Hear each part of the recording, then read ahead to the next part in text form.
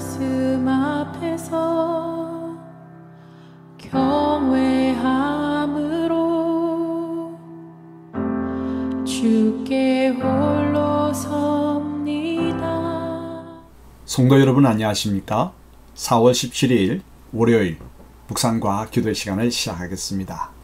오늘 우리의 한마디 말로 주변에 있는 모든 사람들이 행복해지고 위로받고 격려받게 되기를 축복합니다. 주님께서 주시는 은총의 말씀은 민수기 14장 26절로부터 45절의 말씀입니다. 여호와께서 모세와 아론에게 말씀하여 이르시되 나를 원망하는 이 악한 회중에게 내가 어느 때까지 참으랴. 이스라엘 자손이 나를 향하여 원망하는 바 그 원망하는 말을 내가 들었노라. 그들에게 이르기를 여호와의 말씀에 내 삶을 두고 맹세하노라. 너희 말이 내 귀에 들린 대로 내가 너희에게 행하리니 너희 시체가 이 광야에 엎드러질 것이라. 너희 중에서 20세 이상으로서 계수된 자 곧 나를 원망한 자 전부가 여분네 아들 갈렙과 눈의 아들 여호수아 외에는 내가 맹세하여 너희에게 살게 하리라 한 땅에 결탄코 들어가지 못하리라.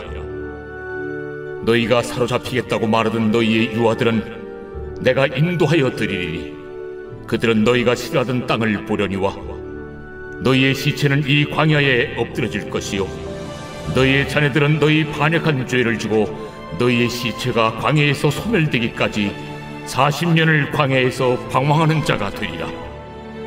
너희는 그 땅을 정탐한 날수인 40일의 하루를 1년으로 쳐서 그 40년간 너희의 죄악을 담당할지니 너희는 그제서야 내가 싫어하면 어떻게 되는지를 알리라 하셨다라.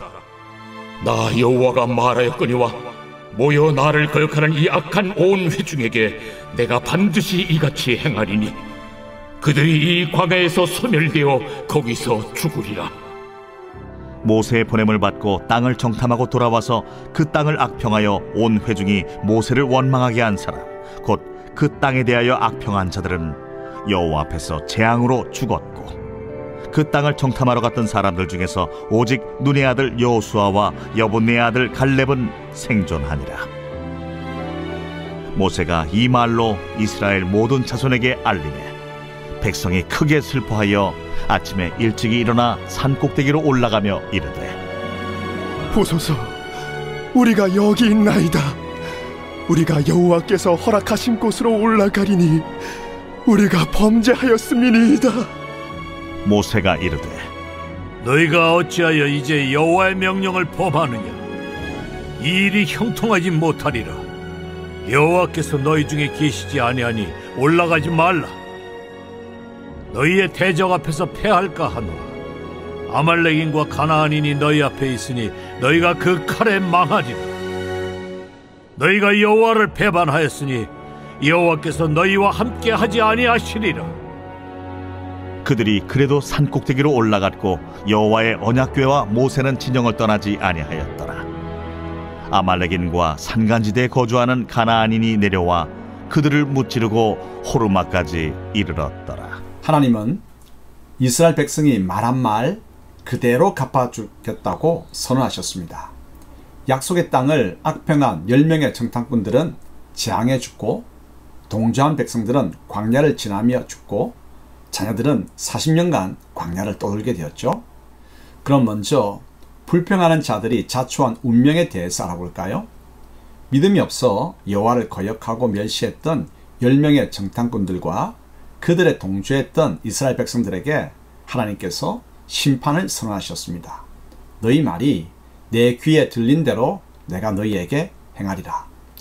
그들이 우리가 광야에서 죽었으면 좋았을 것을 왜 칼에 쓰러지게 하고 어째서 우리 쳐다가 사로잡히게 하는가 라고 말하였는데 그대로 되고 말았습니다.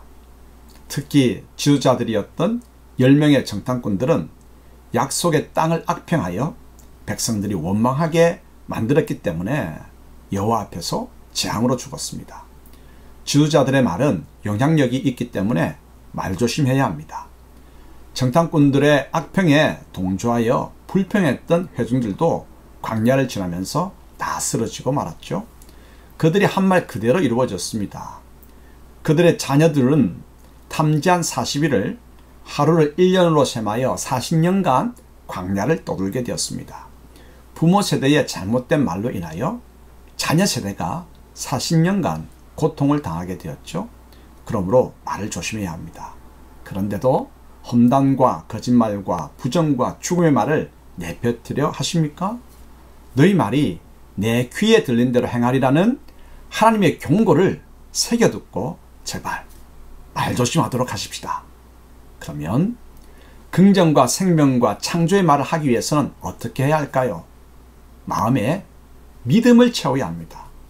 사랑의 하나님에 대한 믿음, 언약의 하나님에 대한 믿음을 마음에 가져야 합니다. 믿음이 없으니까 긍정과 생명의 말보다 정반대의 부정과 죽음의 말을 하게 되는 것이죠.